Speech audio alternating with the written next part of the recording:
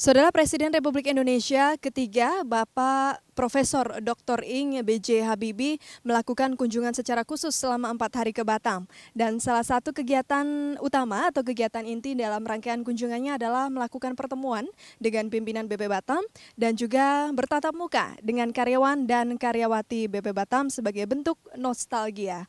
Seperti apa pesan beliau dan harapan terhadap Batam ke depan? Berikut informasinya untuk Anda. Presiden Republik Indonesia ketiga, Profesor Dr. Ing B.J. Habibie melakukan serangkaian kunjungan di Batam, Kepulauan Riau mulai dari Rabu 26 April hingga Sabtu 29 April 2017. Kunjungannya pada hari kedua seolah menjadi nostalgia saat Ketua Otorita Batam ketiga ini kembali menginjakan kaki di kantor BP Batam pada Kamis siang 27 April 2017. Diawali dengan pertemuan internal dengan jajaran pimpinan BP Batam di ruang rapat Kepala BP Batam, Habibie dengan semangat memaparkan Batam adalah ujung tombak Indonesia. Selama hampir 20 hingga 25 tahun, Habibie menyiapkan Batam Rempang Galang yang kita kenal dengan Barelang, diciptakan untuk memperluas Batam hingga 117% lebih luas dari negara Singapura, sehingga dapat menjadi balon investasi yang siap berkompetisi dengan negara dengan lambang singa tersebut. Dirinya berpesan agar semua perencanaan Batam saat ini harus kembali pada undang-undang yang mengaturnya. Tidak ada jalan lain. Batam sebagai ujung tombak NKRI harus kembali pada perencanaan awal, back to basic, menjadi daerah istimewa Barelang. Selanjutnya, Bapak Teknologi ini juga menyapa karyawan-karyawati BP Batam di ruang Balarung Sari guna menyuntikkan semangat membangun Batam yang berwawasan, profesional, dan berteknologi. Dirinya berpesan agar BP Batam bekerja keras, tidak mengenal lelah, dan tidak mengenal menyerah. Menjadikan Barelang sebagai ujung tombak pembangunan Indonesia menjadi masyarakat modern sesuai Undang-Undang Dasar 1945. Habibie juga menilai pembangunan Batam saat ini jauh lebih maju dari saat pertama kali ia merintis Batam. Dan ke depan, ia mengharapkan Batam akan lebih maju sebagai daerah istimewa Barelang. Rangkaian kunjungan Habibie ke Batam juga diisi dengan peresmian Rumah Sakit Sudarsono Darmo Suwito, menyapa warga Batam dengan acara nonton bersama. Berikut wawancara kami dengan Kepala Otorita Batam ketiga, periode 1978 hingga 1998, Profesor Dr. Ing B.J. Habibie. Pertama-tama ya saya ucapkan kepada seluruh rakyat dan bangsa Indonesia yang hidup di Batam ini dan sekitarnya selamat, karena Anda semua telah bekerja keras dan dalam rangka kemampuannya menyelamatkan bahwa Batam itu dalam keadaan kritis apapun juga terus konsisten naik, tapi tidak sesuai dengan sebelum ada pergantian dari zaman Orde Baru ke transisi yang membuka pintu demokrasi untuk Indonesia. Kita mengetahui dan menyadari bahwa tidak ada suatu makan siang yang gratis. Semua harus kita biayai. There is no free lunch. Demikian juga berlaku bukan saja dalam ekonomi, dalam pembangunan demikian juga berlaku. Jadi kita harus bayar untuk memperoleh demokrasi atau suatu sistem demokrasi yang dibutuhkan dua nilai-nilai yang penting. Yang satu, manusia yang berdemokrasi itu harus merdeka. Kedua, manusia yang sudah merdeka, yang mau mengembangkan kualitas kehidupannya, harus memiliki kebebasan. Tapi kebebasan yang berbudaya. Nah, kita telah, ya syukur alhamdulillah, melalui itu kita benar-benar sudah dapat memasuki dan mempertahankan kemerdekaan kebebasan itu. Belum sempurna, tapi mendekati sistematis kesempurnaan. Roma tidak dibangun dalam 1 tahun. Dan begitu juga demokrasi Amerika saja. Sampai sekarang masih banyak masalah-masalah dihadapi. Coba di Jerman sampai dia mengerti demokrasi, dia harus melaksanakan 2 kali perang dunia. Nah kita sudah selamat. Misal kita lihat Rusia adik kuasa yang gede begitu. Untuk mendapatkan demokrasi, memberikan kebebasan kepada rakyatnya, itu dia harus bayar dengan bahwa Rusia itu terpecah. Dia menjadi 17 negara yang sekarang masih bercekcok dan hampir perang saudara. Amerika Serikat korban dari perang saudara lebih banyak dibandingkan dengan korban orang Amerika perang dunia pertama, kedua, dan perang di Vietnam maupun perang di Timur Tengah. Itu lebih banyak korbannya. Kita walaupun negara kita pluralistik, negara kita sudah dari sonom adalah benua maritim dan terdiri dari 17.000 kepulauan dan etnik grup lebih dari 600, mempunyai bahasa dan budaya dan perilaku sendiri. Hei, tadinya diprediksi antara 20 dan 30. Syukur alhamdulillah kita tetap sama. Undang-undang dasar tetap. Nah, dalam rangka eufori mendapatkan kebebasan untuk meraih mekanisme demokrasi itu, kita harus bayar. Masyarakat di sekitar Batam pada umumnya, tentunya termasuk mereka Indonesia, dan masyarakat atau rakyat di Batam sendiri telah berhasil mempertahankan bahwa kita tidak bubar. Tetap tentunya ya waktu itu peralihan itu banyak yang tidak bisa dilaksanakan sesuai harapan, sesuai rencana semula. Terjadi kendala-kendala baru. Misalnya banyak orang didatangkan kemari. Ya, karena dalam demokrasi dia menentukan voting. Ya, orang yang sebenarnya tidak ada pekerjaannya dia datang kemari, diangkut di sini. Tidak ada dalam rencana.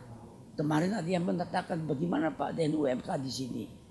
Wah, mau bicara debat di UMK. Bung, saya datang ke Batam di sini tidak ada apa-apa.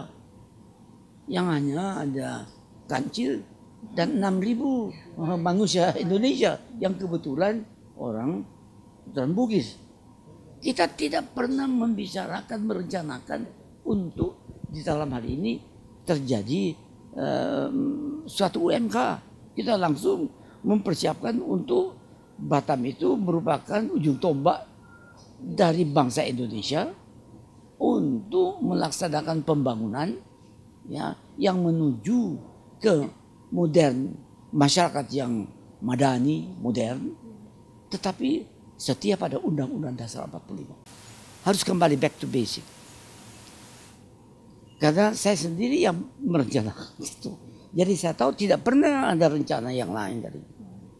Jadi kita back to basic, kembalikan. Karena kita sudah tidak ada masalah lagi.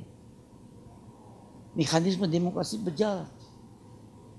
Juga yang menjadikan otonomi daerah. Kan saya yang buat. Banyak yang tentang, wah itu bubar seluruh Republik Indonesia. Siapa bilang? Karena banyak provinsi yang dia punya sumber daya alam banyak sekali. Tapi kalau dilihat secara detail, rakyatnya yang hidup di situ paling miskin. Tidak kebayang apa-apa. Yang datang orang Indonesia dari mana saja, dia menguasai itu semua. Tidak boleh terjadi begitu di bumi Indonesia. Anda jadi Anda bukan karena Anda. Karena masyarakat ini menjadikan Anda adalah Anda, termasuk Habibie. Masyarakat ini siapa? Rakyatnya. Tidak mengenai sara, pekat terhadap keyakinan adanya Tuhan yang Maha Esa. Dan kita tidak bisa membangun semua rata. Kita harus memperbolehkan terjadinya, saya namakan singularity. Di beberapa tempat pertumbuhan tinggi, nggak mengapa. Asal kita setia pada undang-undang dasar. Asal kita setia pada produk-produk hukum dari DPR dan lain-lain. Orang pun kalau datang kemari dia bilang, saya tidak percaya pada Tuhan yang Maha Esa. Dia kerja dan dia jadi orang terkaya di dunia. Masa boleh aja. Tapi dia tidak boleh memimpin Indonesia. Dan dia harus ikut sesuai dengan peraturan dan undang-undang produk hukum yang dibuat oleh masyarakat Indonesia. Yang buat itu adalah manusia yang percaya pada Tuhan yang Maha Esa. No problem. Tidak ada jalan lain saat ini untuk membangun Batam selain menjadikan Batam Rem Magelang sebagai daerah. Back to basic. Back to basic. Sasarannya ialah memang agar supaya saya tahu bahwa Batam waktu saya mulai itu tidak ada artinya. Kalau tidak ada NKRI, bukan NKRI, provinsi Kepri sekarang ya, Kepulauan Riau itu, kalau dibandingkan itu tidak ada artinya. Yang aja hanya pulau yang letaknya strategis, aja yang nggak setuju. Wah, ngapain? Tidak adil. Kenapa Habibie hanya membangun Batam? Masih ada pulau-pulau yang lain yang lebih banyak juga membutuhkan bantuan. Dia buat ekstrimnya apa? Gunung Kidul. Cara berpikirnya kan aneh. Masa bodoh kamu bilang Gunung Kidul? Tapi saya ditugas bangun itu. Bangun itu saya minta dasar hukumnya adalah kita harus jadi ujung tombak. Dan waktu saya presiden saya lihat. Dulu 20 tahun saya bangun di sini. Tiap tahun pertumbuhan 20%. Terus tegas kita. Tapi waktu terjadi saya harus memikir boleh pilih Batam atau seluruh Indonesia. Batam itu waktu itu kurang 1 juta, tapi Indonesia lebih dari 200 juta, sekarang 250 juta. Saya tidak bisa menganaktirikan 250 juta. Jadi saya bilang oke, baik. Nah, sekarang Allah memberikan kepada saya umur panjang. Saya bisa datang kemari, bisa dengar, bisa melihat, dan saya diterima di sini sebagai ya kakek mereka atau bapak mereka. Tidak ada gap antara saya dan mereka. Ya, saya juga seperti Anda. Jadi saya hanya peringatkan dimanapun Anda berada, apa di Batam atau di luar Batam, perjuangkan apa yang ingin terjadi. Back to basic, karena itu ada bagian dari perjuangan bangsa Indonesia untuk menjadi makmur, sejahtera, sesuai Undang-Undang Dasar 45. Pesan saya adalah pertama, tingkatkan nasionalisme dalam bentuk yang sehat. Nasionalisme itu bahwa Anda memperjuangkan agar supaya saudara-saudara kita yang belum beruntung mendapat bagiannya pula. Berarti pendidikannya baik, pembudayaannya baik, dapat semua oke. Setelah itu sudah produktif tinggi, sudah ahli, jangan nganggur dong. Supaya di-create lapangan kerja. Caranya orientasi pada pembelian produk-produk yang mereka buat. Jadi kita diajarin, saya bukan ekonom, para ahli ekonom itu diajarin yang penting neraca pembayaran, neraca perdagangan. Itu cara-cara berpikir orang lain. Tapi dia nggak sebut yang satu, bagi saya lebih penting. Yang ketiga ada neraca jam kerja. Jam kerja itu orang yang bekerja dan mendapat uangnya secara halal karena dia bekerja. Dan dia bayar ya bagiannya sesuai kemampuannya. Dan gitu, jangan kita biayai orang lain. Anak-anak cucu kita diusir dari tempatnya sendiri, suruh menjadi TKI di luar negeri. Gila toh. Kita harus bersatu memperjuangkan agar suka neraca jam kerja itu bukan hanya ngomong. Kebijakan yang jelas. Harus berani pemimpinnya. Dan tidak usah takut. Takut hanya pada satu Tuhan yang Maha Esa. Okay? Iya, jadi nomor satu saya rasa yang paling penting kami mengucapkan terima kasih yang luar biasa kepada Pak Habibie, dan semua ini bisa terjadi karena alhamdulillah Pak Habibie juga diberikan umur panjang. Semoga Pak Habibie selalu selamat lahir batin dunia akhirat. Yang kedua, selama ini memang serasa terjadi banyak sekali pembahasan tentang masa depan masa depan daripada Pulau Batam, Barelang khususnya. Dalam berbagai pertemuan, beliau, Pak Habibie, telah memberikan kembali kepada kita wawasan apa yang sebetulnya dimiliki oleh beliau ketika pertama kali merencanakan pembangunan Batam dan Barelang ini. Dan ini merupakan hal yang sangat penting karena dengan demikian pun kita bisa mengerti latar belakangnya dan mengerti apa yang dimaksud beliau dengan back to basic. Back to basic berarti kembali kepada rencana awal dan pemikiran-pemikiran masa depan apa yang diharapkan bisa tumbuh dan bisa berkembang di Barelang ini. Nah, yang ketiga adalah sebetulnya seperti dikatakan tadi, beliau itu telah memberikan semangat kepada kita kembali untuk berusaha untuk menjadi penerima batong, kalau ada estafet itu, dan kami sekarang pimpinan bertuju ini menerima batong itu dari kelanjutan karya-karyanya Bapak Habibie. Semangat ini harus kita tetap bina, harus kita bangun kembali dan teruskan nanti kepada penerus-penerus generasi muda setelah kami juga.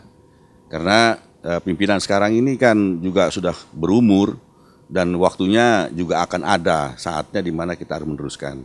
Nah, untuk meneruskan ini kita perlu kembali meluruskan sejarah dan meneruskan apa usaha-usaha yang disampaikan oleh Pak Habibie dan banyak sekali sesepuh-sesepuh yang dulu telah berjuang di Batam ini, sehingga insya Allah bisa menjadi yang diharapkan beliau kita menjadi panutan.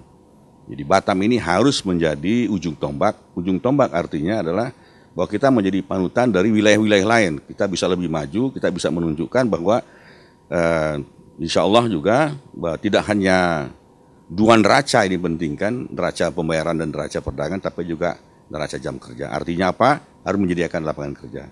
Kalau lapangan kerja harus disediakan, berarti harus ada industri. Kalau industri harus ada, berarti kita harus bisa mendorong supaya orang berniat untuk investasi.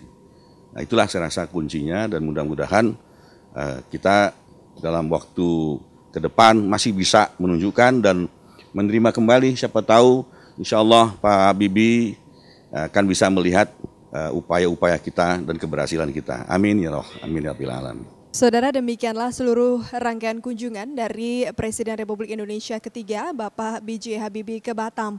Dan kunjungan beliau mengisyaratkan kembali gelora atau semangat pembangunan Batam seperti cita-cita awal beliau mewujudkan Batam Rempang Galang atau yang kita kenal dengan Barelang sebagai satu kawasan daerah istimewa untuk mewujudkan Batam Rempang Galang yang 115% lebih besar dibandingkan Singapura dan siap berkompetisi dengan Singapura. Semoga harapannya dapat tertanamkan karena dititipkan secara langsung kepada para pimpinan BP Batam yang akan menerima tongkat estafet pembangunan Batam.